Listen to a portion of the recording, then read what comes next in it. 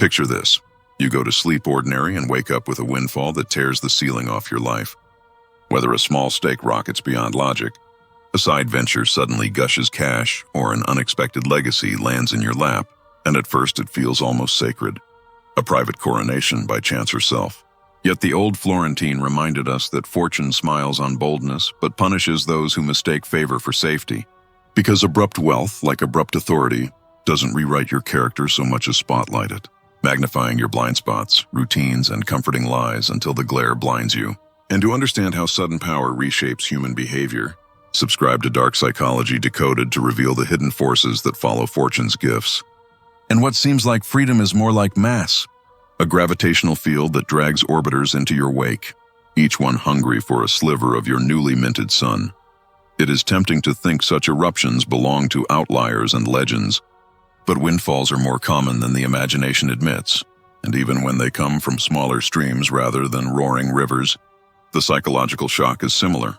The expectations from others feel suddenly heavier, and the quiet negotiations of daily life are replaced by a chorus of requests and a drumbeat of attention that rearranges your days and rewires your nights, which is precisely why fortune's gifts often carry conditions hidden in the ribbon. Because the speed of ascent usually outruns the scaffolding of discipline and the foundation of identity required to hold the altitude once the air gets thin. Those who stumble into money rarely keep hold of it because they confuse possession with understanding, and they learn too late that the test is not the wind's arrival but the rigging, not the first wave but the ballast. A truth windfall winners often discover in the most public and painful ways, as the life of Andrew Jackson Whitaker Jr. shows, a man who won a record jackpot and then endured thefts, legal struggles, family tragedy, and a long procession of losses that turned celebration into cautionary tale long before the bank accounts ran dry. The insight is brutal and liberating. Acquiring a prize is a sprint. Keeping it is a campaign, and power or capital gained by luck remains loyal to luck. But power or capital hardened by craft grows loyal to you, which is why the old treatise insists that those who rise by another's hand or the luck of the river must replace borrowed ground with their own fortifications quickly, or else be washed back to the shore when the waters change their mood. Because the currents do not negotiate with those who merely drift. So the first rule of survival after sudden ascent is restraint in public and rigor in private. Because flamboyance paints a target on your back while stillness turns you into a riddle, and those who shout their triumphs summon contenders, while those who mute their glow draw fewer arrows. Which is why real prosperity often dresses in ordinary clothes, moves softly, and lets outcomes, not ornaments, do the speaking in rooms that matter. History's sharpest case study proves the point. The Duke who dazzled and terrified across the Romagna learned that radiance gathers wolves as readily as it attracts applause. For visibility breeds coalitions, and coalitions breed knives. And even a commander as swift and ingenious as the Valentino discovered that the brighter the standard, the more eager the factions that conspire under night to test its bearer's armor. Centuries later, a modern winner of incomprehensible stakes became a walking headline whose generosity first charmed crowds, only to be followed by thefts, courtrooms, betrayals, grief at home, a burned house, and statements on camera that sounded like a curse more than a crown. A sequence that shows how glare distorts judgment, how proximity invites predators, and how attention compounds faster than interest when people sense a windfall within reach. Therefore, accept a paradox as law. Concealment is not timidity, it is strategy. And anonymity in an age of glass is a breastplate that weighs nothing, yet stops arrows. So if fortune deposits gold in your hands, behave as though your hands are empty until your arrangements are set. Not for the sake of performative modesty, but for the sake of survival. Because appearing ordinary buys you time to become resilient. And time is the coin that converts luck into lineage. Do not flatter yourself that you can manage the floodlights by sheer charm, or that you will filter every plea with perfect fairness. Because people, blessings and burdens intertwined, measure by comparison. Not context, and comparison sharpens envy faster than it softens it. So the moment others sense you possess an advantage is the moment they probe for permission, step over soft lines, and craft rationalizations for why a slice of your new terrain belongs to them by right or by history. Guarding against this begins with quiet and is maintained with structure, because privacy isn't only about what you refuse to say, it is also about how you build. which is why the metaphor of a fortress still matters. The wise do not stack stones for display. They orchestrate layers that absorb blows, deflect sightlines, and compartmentalize risk, so that authority flows through channels rather than sitting in a chalice for anyone to snatch. The first confidants after a windfall are not friends or kin, however dear, but professionals whose craft is the modern art of indirection, because real ownership is less about your name on an object and more about the corridors through which influence travels. A lesson the Florentine wrote with different nouns but the same verbs. Place intermediaries between you and the levers. Distribute sensitive functions among entities and make the source of command difficult to map, so your public face can remain undisturbed while your affairs move with precision. Keep your hands busy and your mind engaged. Not because spending is the real danger, waste is obvious and easy to name, but because stagnation hollows judgment and idleness melts edges that must stay sharp. A warning as old as the chapters on Warcraft, where the model prince keeps his body in the field and his thoughts on practice even during peace, since a still blade rusts and a soft ruler invites accidents of appetite and impulse that money makes more costly. Momentum matters more than job titles. So continue building even if you change what you build, trading suffocation for sovereignty, but never trading motion for display. Because discipline and cadence do not just produce assets, they produce identity sturdy enough to carry assets, and nothing collapses a windfall faster than a person who doesn't know what to do with quiet mornings, full calendars, and the avalanche of choices sudden resources invite. Once routines harden and you've learned to be unseen in plain view, turn to the dull enemies that sharpen themselves when ignored, because the inner rot destroys citadels faster than external siege, and obligations with teeth, especially at high rates, behave like small fires that find new timber each night. So extinguish these first with cold focus, not because frugality is a virtue pageant, but because every debt you erase is a guaranteed return and another layer added to your wall. After inner threats are stamped out, remember that the steepest cliff is not balance sheets but feelings, yours and theirs, because abundance awakens appetites in the circle around you that do not announce themselves with honesty. And the politics of intimacy will now test you harder than any negotiation, as those closest recalibrate their sense of fairness, destiny, and past contribution under the influence of your new gravity. The maxim here is steel in a velvet glove. Draw a clear line against lending to friends and family, not because compassion is foreign to you, but because loans transform affection into accounting, and when repayment fails, the relationship bleeds, while when repayment succeeds, the ledger lingers between you like a ghost. So keep money out of the middle or expect either resentment or obligation to colonize your closest rooms. You will be cast as miser or savior depending on whether you refuse or accept. Yet both roads lead to roles you do not want, because the first small favor expands into an expectation machine, and the first harmless refusal earns you a villain's mask. So replace loans with single, no-strings gifts only in genuine emergencies, medical, death, survival, and make that boundary explicit, not as punishment but as policy, for policies spare everyone the indignity of improvisation. In parallel, invest in the architecture that keeps trouble at a distance, separate day-to-day liquidity from long-term holdings, silo operating cash from speculative capital, and ensure that your personal identity is neither the legal owner nor the visible signpost for anything essential, because the fewer direct paths to your treasure, the fewer opportunists will try the door, and the easier it becomes to act without theater.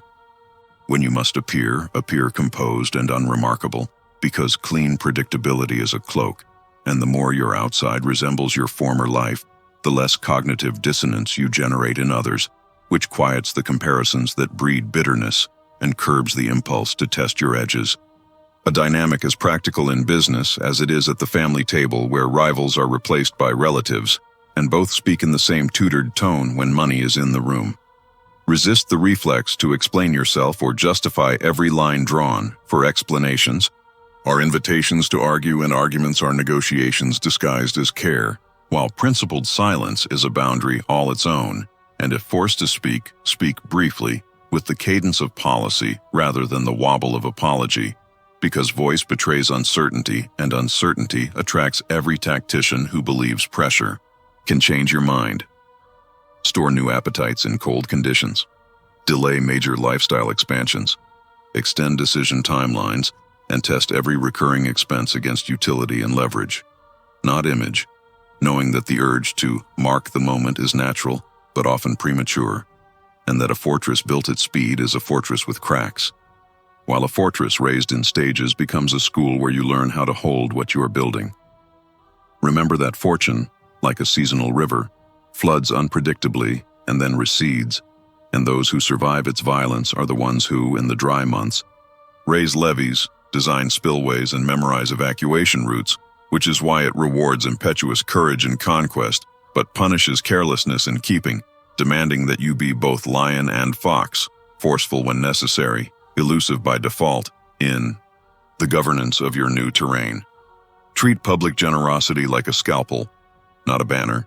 Give strategically, through intermediaries, in ways that deliver outsized good without attaching your face to every deed, because impact without identity satisfies the heart while starving the impulses that turn kindness into chaos. And the quieter your contributions, the safer your center, and the longer your reach. Choose your counselors as carefully as your investments.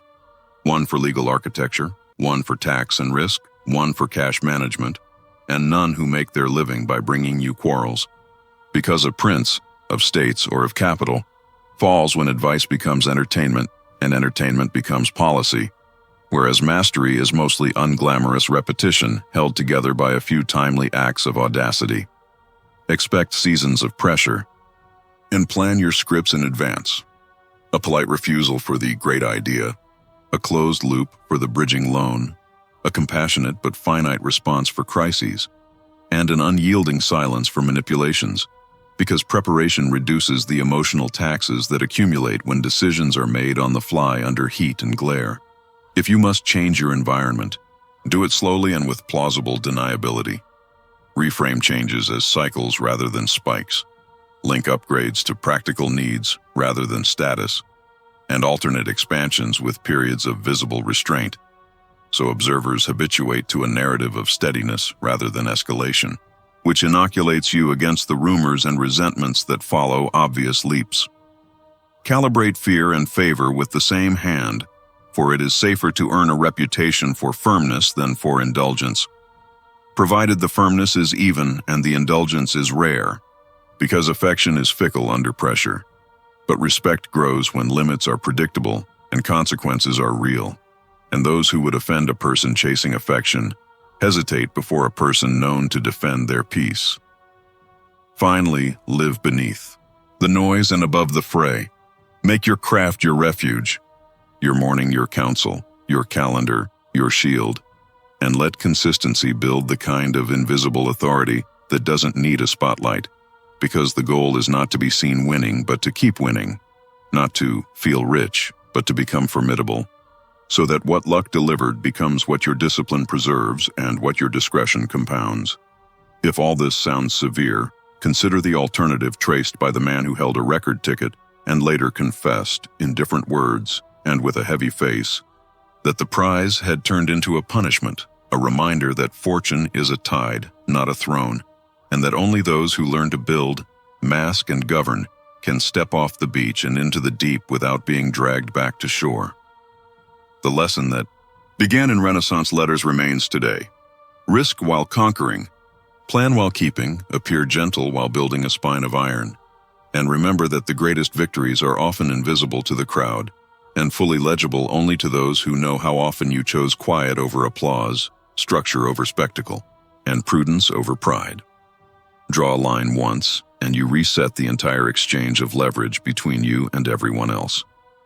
You can remain open-handed without becoming someone's doormat, and, strangely enough, that firmness often preserves the bond longer than endless concessions ever could, because mercy that meanders turns bitter while a single clear decision closes a wound that would otherwise fester. So speak plainly without spite.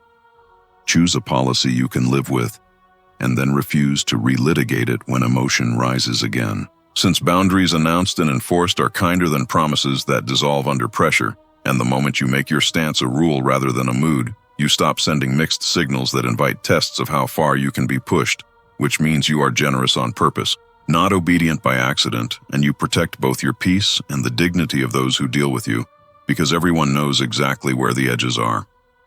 Look around the present day, and the lesson repeats itself with a drumbeat regularity that stuns those who haven't watched it closely.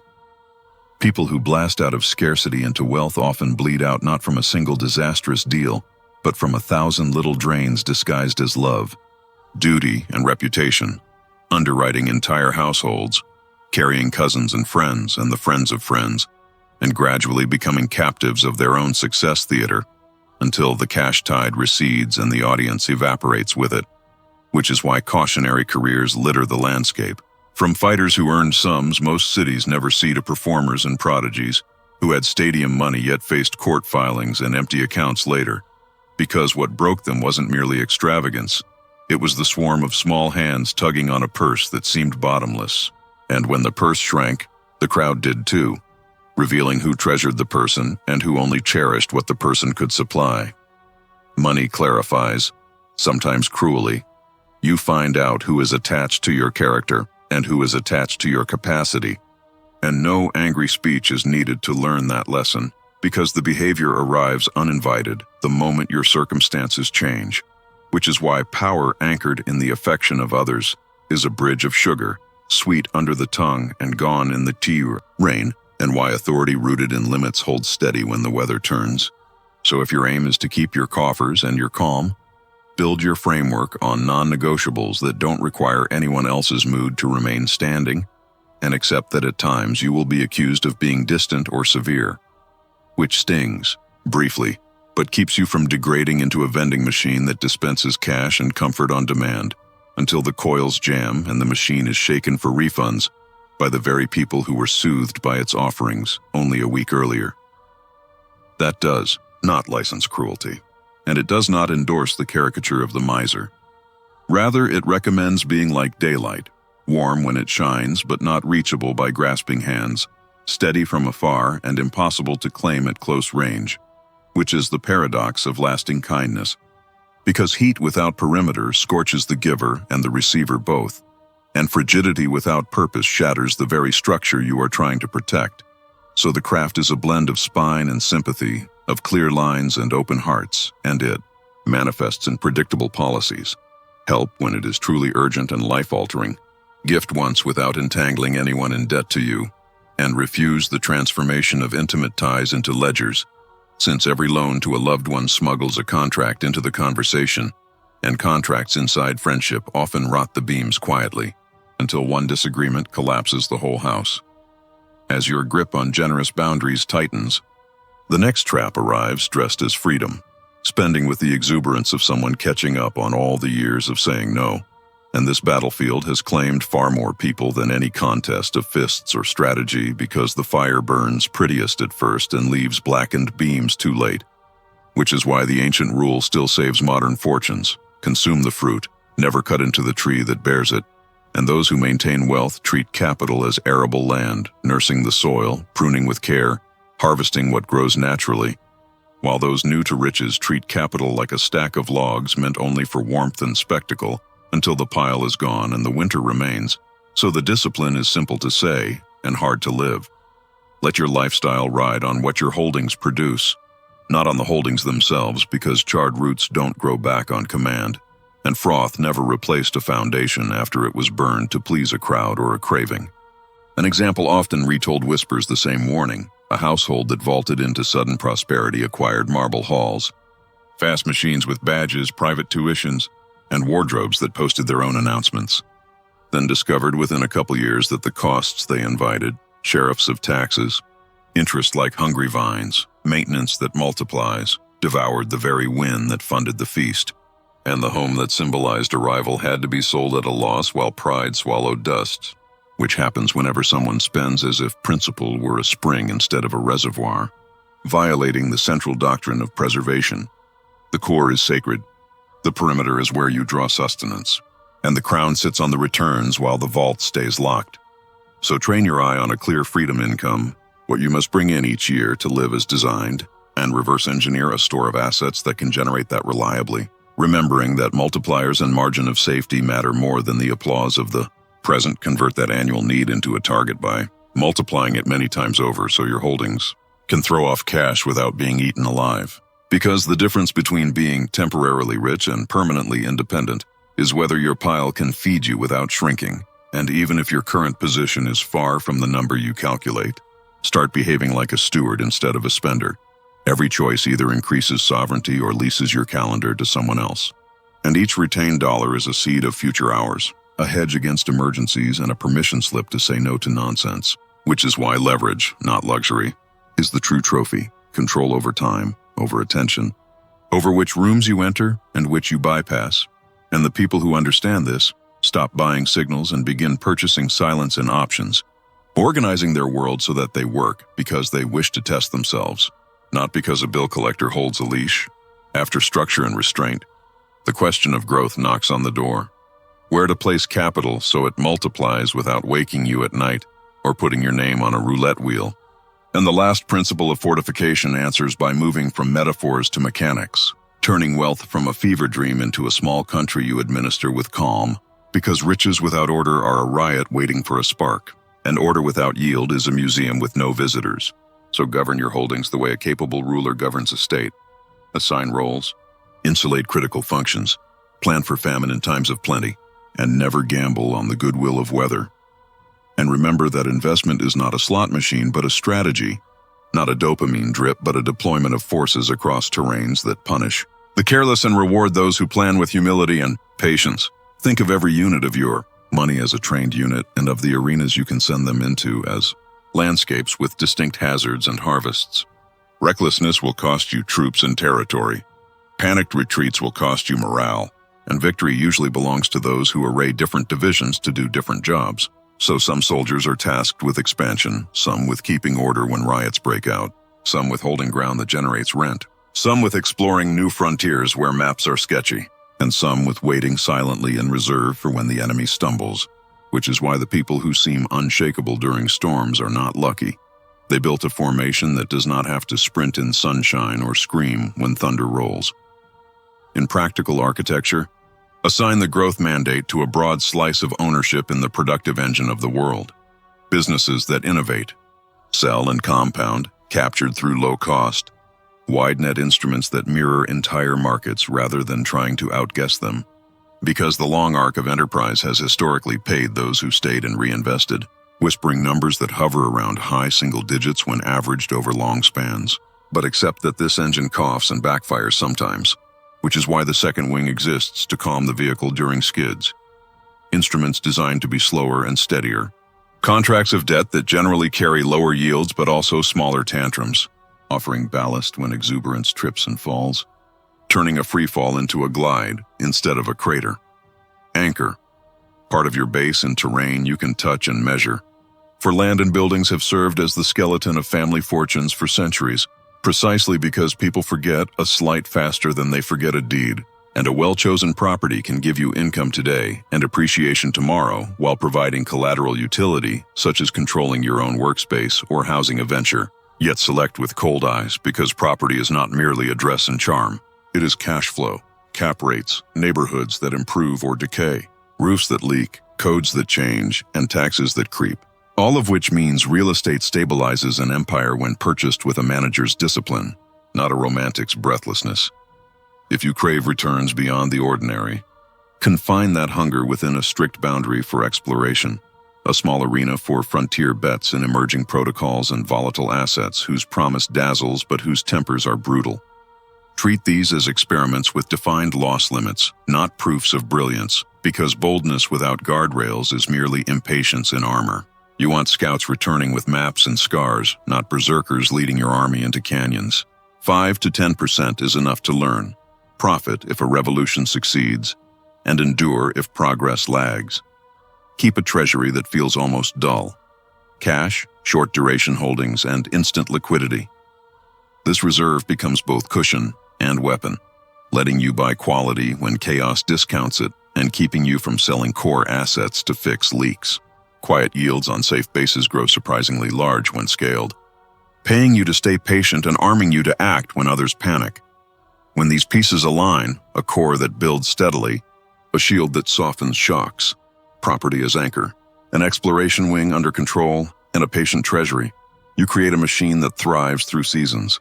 Over long cycles, it may yield mid-single to high single digits after costs, enough to fund a life without touching the seed corn. The aim is endurance, not spectacle. Great families endured revolutions not by prediction, but by building systems that bent, not broke. Patience becomes generational power when measured in quarter centuries, not quarters. Compounding tells its richest stories only through time. Guard against tinkering and impulse by automating contributions, rebalancing by rule, and treating strategy as constitution, not conversation. Amend by process, not pressure, so headlines never rewrite your path. Allow pleasure within boundaries, a joy fund, proportionate to scale. Enjoy rewards without mistaking appetite for identity. Buy what reinforces your sense of self, not what manages strangers' opinions. Appearances are tools of influence, not food for vanity. The finest luxury is command of your time, projects, and peace. Beyond your moat, direct surplus toward legacies that outlast you. Craft, institutions, ideas, and mentorships. Wealth's highest form is wisdom made structural. Over time, the more prudently you guide power, the quieter you'll grow, because genuine confidence builds results, not volume. None of this demands rigidity, only governance.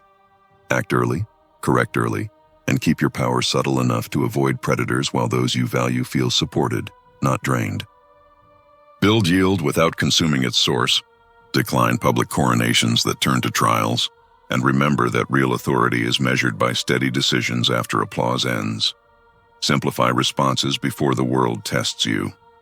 Script how to decline loans, when to give once in emergencies, how to refuse pitches, and how to deflect lifestyle inflation. Rehearse until refusal feels natural.